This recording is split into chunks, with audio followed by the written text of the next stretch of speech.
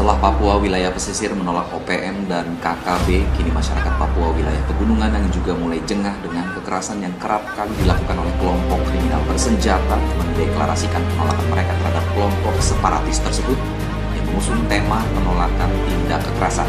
Adapun yang menjadi perhatian utama masyarakat dalam deklarasi tersebut adalah menyatakan menolak tindakan kekerasan yang dilakukan oleh kelompok KKB serta mendukung penuh tindak penegakan hukum yang dilakukan oleh TNI Polri. Atas nama masyarakat bawah, kami masyarakat yang ibu-ibu kasihan, ibu-ibu yang berkepentingan, anak diulang di kali. Jadi mereka sendiri yang deklarasi itu untuk kami, masyarakat mereka aman dan nyaman. Mereka tulang hidup, keluarga jamin, anak jamin, sekolah, semua baik.